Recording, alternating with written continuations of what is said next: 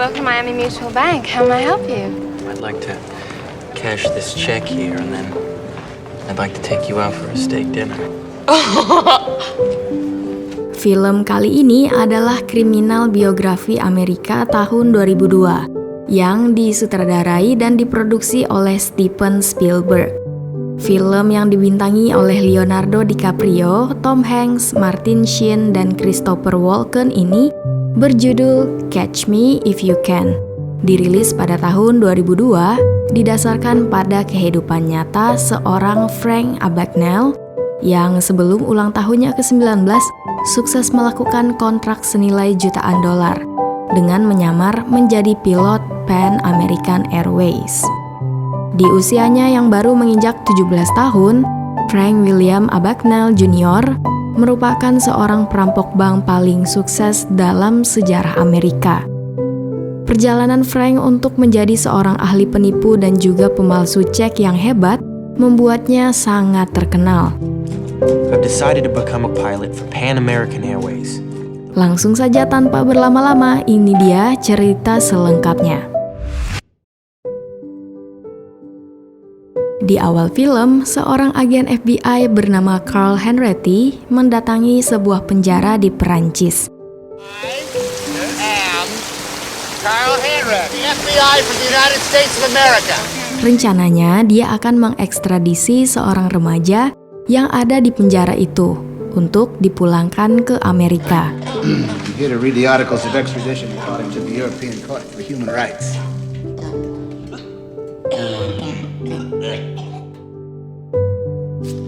Enshrined on the Wall of Honor, and tonight Lalu kita pun diajak bernostalgia dengan kisah remaja itu di masa lalu. 6 tahun yang lalu, Frank William Abagnale adalah seorang pengusaha yang sangat kaya. Dia memiliki seorang anak laki-laki yang bernama Frank Abagnale Jr. dan juga istri yang bernama Paula. Mereka adalah keluarga yang sangat harmonis dan bahagia, terutama hubungan Frank dan anaknya, Frank Jr. Keduanya sangatlah akrab, seperti sahabat. Namun suatu ketika, keluarga mereka diterpa masalah krisis finansial. Now, I know I made a mistake, but all I'm asking is for you to help me beat these guys. sir, you're being investigated by the government for tax fraud. Perusahaan milik Frank William bangkrut karena penggelapan pajak. Ia pun mengajukan pinjaman ke bank untuk mempertahankan usahanya. Namun pihak bank tidak mau, karena statusnya sedang dalam pemeriksaan pihak berwajib. Semenjak itu, keluarga Frank William Abagnale pindah dari apartemen mereka yang mewah ke sebuah apartemen sederhana. Anaknya, Frank Jr., tidak mempermasalahkan kebangkrutan ayahnya itu. Baginya, memiliki keluarga sederhana yang hidup bahagia adalah hal yang sudah sangat cukup. Hubungan ayah dan anak ini sangatlah akrab. Frank Jr. bahkan pernah diajari ayahnya untuk tahu bagaimana cara bermain dengan cek dan juga pajak. There's 50 checks there, Frank. God dang, you got it all. Frank Jr. adalah seorang remaja yang sangat percaya diri dan menyukai tantangan. Di hari pertamanya di sekolah baru, dia sudah menipu semua teman sekelasnya dengan berpura-pura sebagai guru pengganti bahasa Prancis. Penyamarannya ini bahkan sukses mengelabui guru pengganti yang asli. Hingga akhirnya, orang tua Frank Jr. dipanggil pihak sekolah karena ulah anaknya tadi. Namun, bukannya malah marah, Frank Abagnale justru tertawa melihat kelakuan anaknya itu yang bisa-bisanya berhasil mengelabui orang-orang di kelas barunya. Di suatu hari, Frank Jr. memergoki ibunya yang sedang berselingkuh dengan teman ayahnya yang merupakan seorang pengacara. Ibunya bahkan memberi Frank Jr. uang tutup mulut agar ayahnya tidak tahu. Hingga akhirnya ibunya itu menggugat cerai Frank William Abagnale karena sudah tak kuat hidup susah. Frank Jr. diminta memilih, ikut ibunya atau ikut dengan ayahnya. Namun Frank Jr. lebih memilih untuk kabur meninggalkan rumah. Di suatu malam, Frank Junior diusir oleh pemilik hotel karena cek yang ia berikan ditolak oleh pihak hotel. I look like I was born yesterday. You're a goddamn kid. Go home. Dari sinilah Frank mulai belajar bagaimana cara untuk memalsukan cek. Dia juga mempelajari perilaku orang-orang yang suka dipuji. Percobaan pertamanya di sebuah bank untuk mencairkan cek palsunya tidak membuahkan hasil. Namun Frank tak menyerah. Dia terus mendatangi beberapa bank yang ada di kotanya itu untuk mencairkan cek palsunya. Tapi semuanya itu tak ada yang membuahkan hasil. Di jalan, Frank melihat seorang pilot yang baru tiba di sebuah hotel. Pilot itu membawa beberapa pramugari cantik, dan pilot itu sangat dihargai oleh pihak hotel. Semua orang sangat menyukai pilot tersebut. Dari sinilah seorang Frank Junior tertarik dengan profesi seorang pilot. Frank Junior pergi ke sebuah kantor maskapai penerbangan dan menyamar sebagai murid dari SMA yang bertugas mewawancarai kepala maskapai untuk artikel sekolahnya. Dengan lihai, dia pun berhasil menipu resepsionis dan berjumpa dengan kepala maskapai. Frank Junior sukses mendapatkan banyak informasi tentang profesi pilot. Dia juga diberi lisensi penerbangan yang sudah tidak terpakai. Selepas itu, di luar kantor, Frank menelpon sebuah kantor maskapai sebelumnya. Ia mengaku sebagai seorang kopilot yang kehilangan seragamnya saat di hotel. Dengan sangat lihai, Frank menipu kantor maskapai hingga dia mendapatkan lokasi pabrik penyuplai seragam pilot dengan mudahnya. Akhirnya, Frank Junior mendapatkan seragam kopilot yang diinginkannya dengan cuma-cuma. Saat berjalan, pandangan semua orang tertuju kepada Frank Junior. Mereka seperti terkagum-kagum jika melihat seorang pilot berada di sekitar mereka. Frank Junior berhasil mencairkan ceknya di bank berkat seragam yang ia pakai. Bahkan hotel tidak lagi menolak cek palsunya karena seragam kopilot yang ia kenakan. Tentunya semua itu tak lepas dari kelihayan Frank dalam bersandiwara. Saat dia menyamar sebagai kopilot, dia betul-betul memposisikan dirinya sebagai kopilot semestinya. Agar penyamarannya semakin sempurna, Frank Junior mengubah namanya menjadi nama samaran, yaitu Frank Taylor. Frank Junior sukses mencairkan cek gaji palsu dan merayu teller bank saat mulai curiga. Semenjak saat itu, Frank membuat banyak cek palsu dengan logo maskapai penerbangan yang dia ambil dari miniatur pesawat maskapai.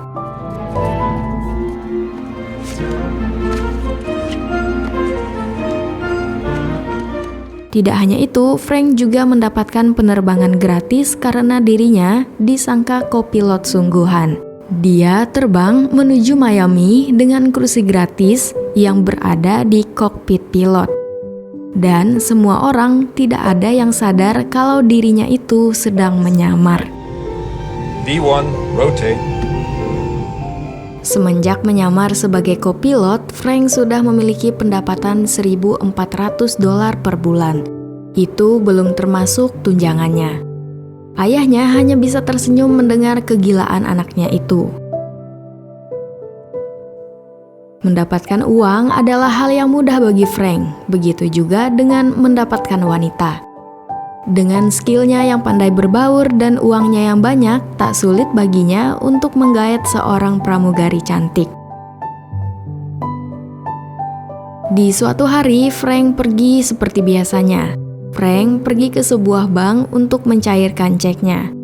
Dengan wajahnya yang tampan, mudah saja baginya untuk merayu seorang teller bank. Dari situ, Frank mengenal yang namanya MICR. Ini merupakan sebuah mesin pencetak kode untuk lembar cek. Frank kemudian mengikuti lelang di sebuah bank dan mendapatkan mesin MICR tersebut. Tentu saja itu ia lakukan agar penipuannya selama ini tetap bisa berjalan mulus. Frank menyadari bahwa aksinya selama ini pasti sudah terendus oleh pihak berwajib. Jadi, agar bisa terus menjalankan aksinya, dia harus berada satu langkah di depan orang yang mengejarnya. Satuan FBI yang diketuai oleh Carl Henretti telah menyadari beberapa penipuan di beberapa bank yang tersebar di berbagai wilayah di Amerika. Penipuan yang mereka miliki berkedok pemalsuan kertas cek, yang tak lain dan tak bukan itu adalah ulah Frank selama ini. Di tempat lain, Frank bertemu dengan ayahnya, Frank William Abagnale. Dia memberi ayahnya sebuah mobil mewah untuk digunakan. Namun ayahnya menolak karena IRS pasti curiga jika melihat ayahnya itu menggunakan mobil mewah ketika baru saja bangkrut. You giving me a Cadillac? I'm giving you a Cadillac. Do you know what would happen if the IRS found out I was driving around? All right. Di sisi lain, Carl dan agen FBI yang lain mulai mencari jejak Frank berada. Setelah mendapatkan lokasinya, Carl langsung menggerebek kamar Frank. Dengan santainya, Frank keluar dari toilet. Kini Frank menyamar sebagai agen rahasia yang juga diutus pemerintah. Dia mengatakan kalau dirinya baru saja menangkap Frank. Dia menunjukkan seorang kakek yang dituntun masuk ke dalam mobil. Dia menjelaskan kalau kakek itu adalah Frank. Padahal kakek dan orang yang menuntunnya itu adalah orang yang kebetulan saja lewat. Frank Jr. berhasil kabur dan menipu Carl karena pada faktanya Carl tidak tahu wajah seorang yang bernama Frank. Sampai dia pun menyadari kalau pemuda yang baru saja menipunya adalah orang yang bernama Frank. Karena sudah pernah melihat wajah Frank secara langsung, Carl memutuskan untuk menangani kasus Frank. Dia berkomitmen untuk memburu Frank. Keesokan harinya, Frank kembali berpura-pura sebagai anak SMA dan mewawancarai kepala maskapai untuk menggali informasi tentang program pensiun dan juga tunjangan untuk seorang pilot. Some nut that's flying around the country posing as a Pan Am pilot. Who's a Skyway man? Call him about him in the paper. Frank juga mendapatkan info kalau saat ini ada seorang penipu kelas kakap yang sedang berkeliaran dengan menyamar sebagai kopilot, yang tak lain itu adalah dirinya, yang terkenal dan sudah masuk koran. Tapi orang-orang belum sadar kalau itu adalah Frank. Di koran itu tertulis bahwa mereka menyebut Frank sebagai James Bond angkasa. Are you sure this is the suit, right? Hal itu yang kemudian mengilhaminya untuk berpenampilan seperti James Bond. Di malam Natal, Frank menelpon Carl untuk meminta maaf karena dia sudah pernah menipunya ketika di Los Angeles dulu. You think you're gonna get me again?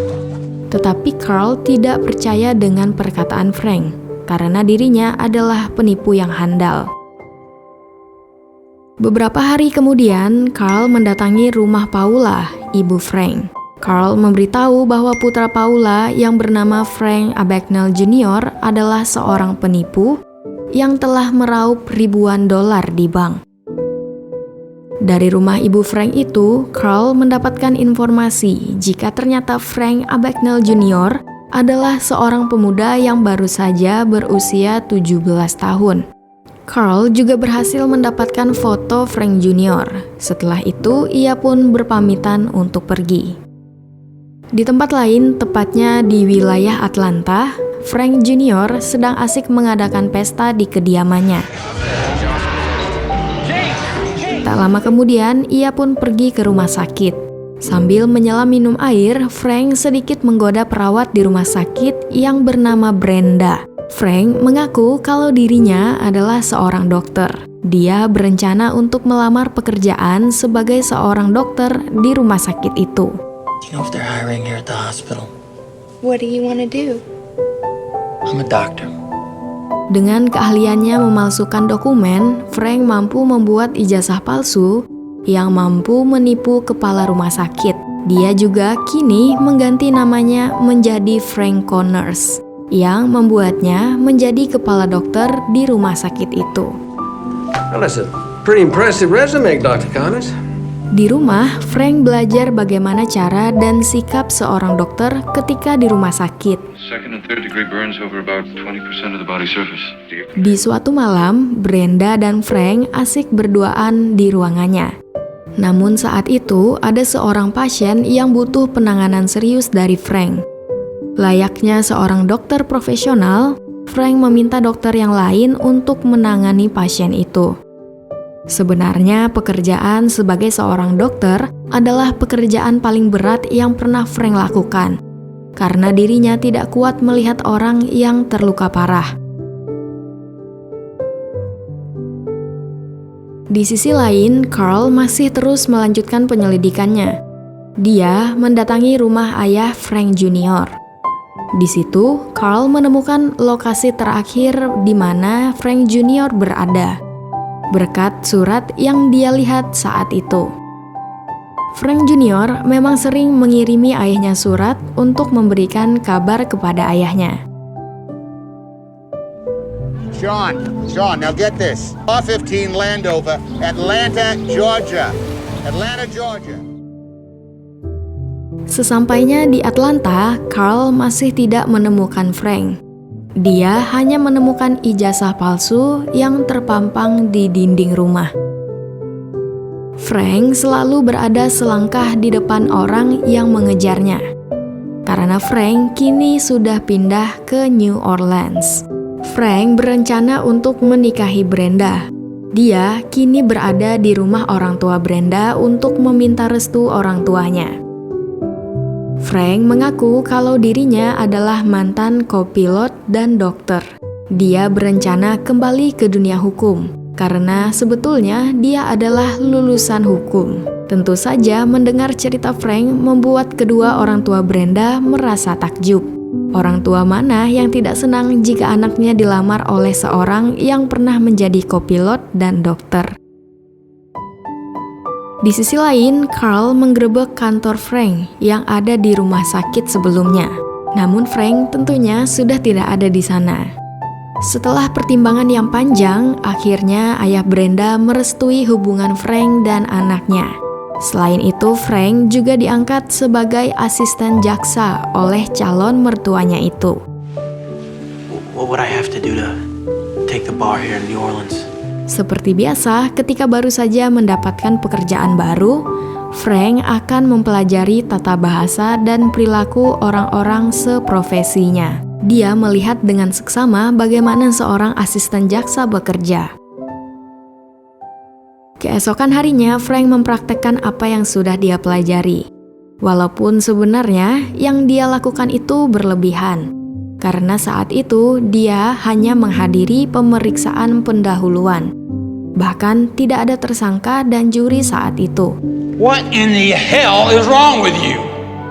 Frank Jr. kini menemui ayahnya yang ternyata bekerja untuk pemerintah. Frank memberitahukan ayahnya bahwa dia sebentar lagi akan menikahi Brenda. Dia meminta ayahnya dan ibunya untuk menghadiri acara pernikahannya yang sebentar lagi akan berlangsung beberapa hari ke depan. Namun ayahnya tidak bisa menghadiri acara tersebut karena ternyata ibunya kini sudah menikah dengan selingkuhannya yang merupakan teman dari ayahnya. Kabar itu tentu saja membuat Frank Jr. sangat kecewa. Where you going?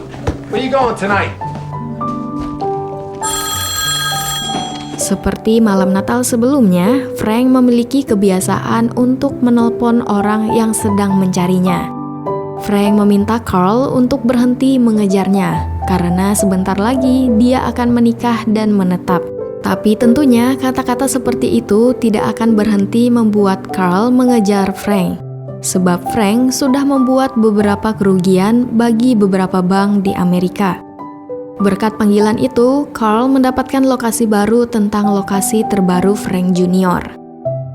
Beberapa hari kemudian, saat Frank merayakan hari pernikahannya dengan Brenda, pesta itu berjalan sangat meriah. Hingga pada akhirnya semua berubah karena kedatangan agen FBI yang menggerebek pesta itu.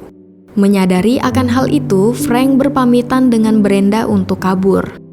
Frank mengungkapkan semua rahasianya selama ini kepada Brenda. Dia juga meminta Brenda untuk pergi ke bandara 2 hari ke depan. Frank berencana mengajak Brenda untuk menikah dan kabur dari Amerika. You have to trust me, Brenda. Do you trust me? Do you love me, Brenda? Ketika Carl menggerebek kamar Frank, Frank sudah tidak ada di kamar.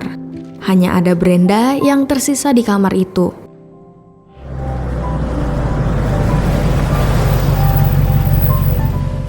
Dua hari kemudian, Frank pergi ke bandara untuk menjemput Brenda. Namun saat itu ternyata Brenda tidak sendirian. Frank menyadari banyak mata-mata yang mengikuti Brenda. Mata-mata FBI itu sengaja memakai Brenda sebagai umpan untuk menangkap Frank Jr. Setelah sadar, Frank Jr. mengurungkan niatnya untuk menjemput Brenda. Frank memutar otaknya untuk kabur dari Amerika. Seperti biasa, dia menyamar sebagai kopilot.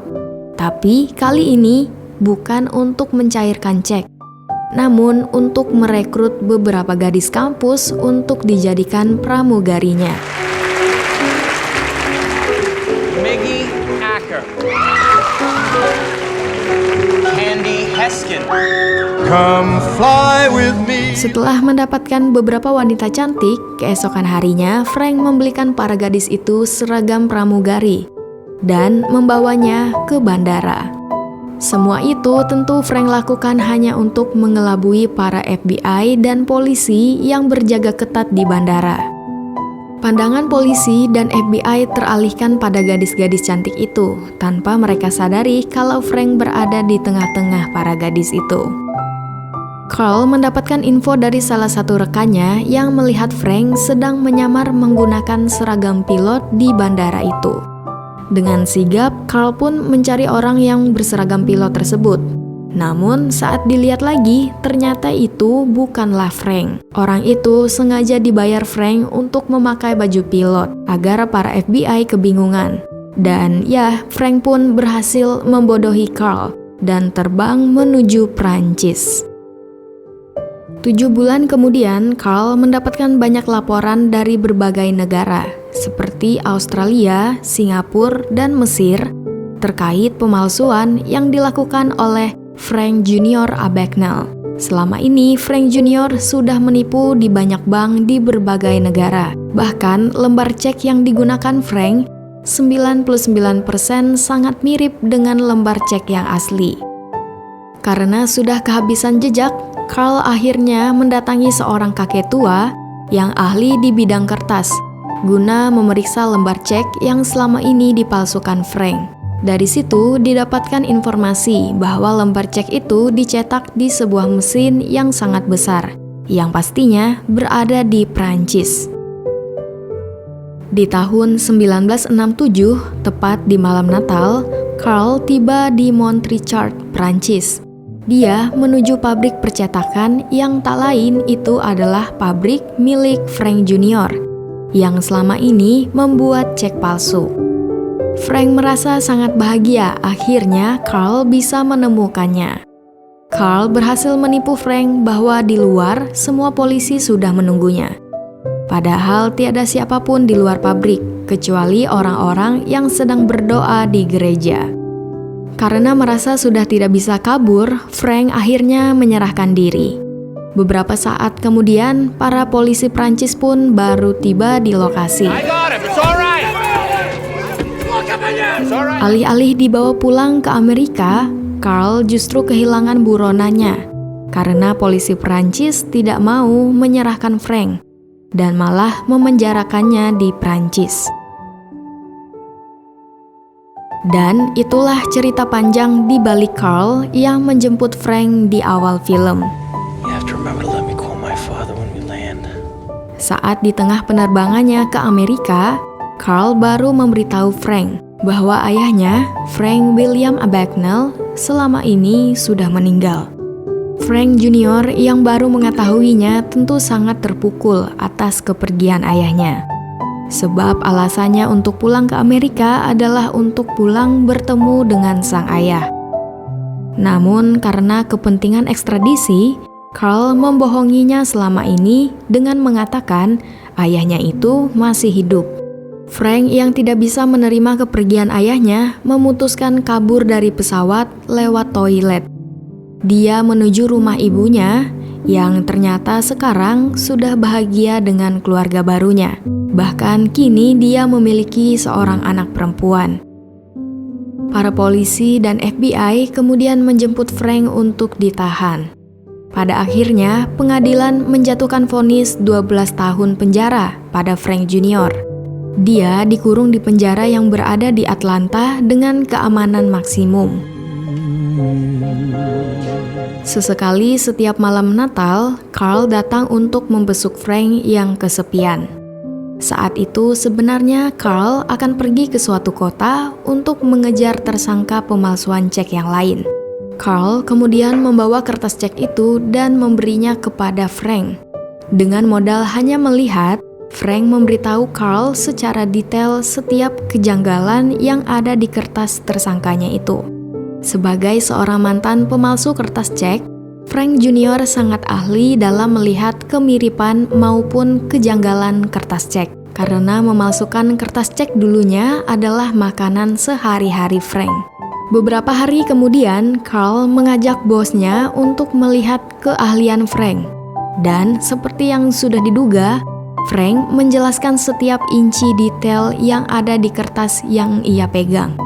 Mulai dari jenis tinta sampai dengan jenis kertas, ketebalan kertas, bau kertas, semuanya dijelaskan dengan sangat detail. Melihat potensi yang sangat besar pada diri Frank, bos Carl menawarinya untuk bergabung dengan FBI. Jadi, masa kurungan Frank akan digantikan dengan masa bakti untuk FBI, bila dia bersedia untuk bergabung dengan FBI, tentunya di bawah pengawasan Carl. Di hari pertama bekerja untuk FBI, Frank menjadi perhatian dari banyak karyawan yang lain. Tentu saja hal itu karena Frank adalah mantan napi. Frank diberi tugas sesuai dengan keahliannya, yaitu mengecek berbagai dokumen palsu yang diterima oleh FBI. Pekerjaannya ini adalah pekerjaan yang sangat krusial dan pekerjaan yang sangat penting untuk kantor FBI. Frank hanya boleh keluar dari FBI bila masa kurungannya sudah habis. Kadang sesekali Frank teringat akan masa lalunya ketika melihat seragam pilot. Di suatu hari, Frank juga berencana untuk kabur meninggalkan Amerika. Namun, Carl membiarkan dia untuk pergi. We're going to try to stop you, because I know you'll be back on Monday. Karena Carl sangat yakin kalau Frank akan kembali lagi. Itu semua karena Carl sudah sangat mengenal baik Frank Jr. Saat hari kerja sudah mulai, Carl mulai ragu karena Frank tidak juga menampakkan batang hidungnya di kantor. Saat itu, ketika Carl kesusahan memeriksa lembar cek, tiba-tiba saja Frank kembali muncul di kantor untuk membantunya. Sejak saat itu, FBI mendapatkan karyawan yang sangat ahli untuk memeriksa dokumen palsu. Menemukan mutiara di lautan, menangkap seorang penjahat sebagai seorang pahlawan. Di umurnya yang ke-26, Frank Jr. memutuskan untuk menikah. Dia kemudian memiliki 3 anak dan hidup damai di daerah Midwest. Sejak kehadirannya di FBI, Frank telah berhasil membantu FBI menangkap para pemalsu cek terkenal dari berbagai penjuru dunia. Frank juga banyak mendesain lembar cek aman yang sekarang banyak digunakan di berbagai bank. Lebih dari 500 perusahaan menggunakan desainnya setiap hari. Berkat desain ceknya tersebut, Frank mendapatkan bayaran jutaan dolar per tahunnya. Hubungan antara Frank Jr. Abagnale dan Carl Henretti masih sangat dekat. Persahabatan dua agen FBI itu masih terjalin sampai saat ini. Dan film ini pun berakhir. Jangan lupa like, subscribe, dan bunyikan notifikasi loncengnya untuk dapatkan rekomendasi film seru lainnya. Sampai jumpa.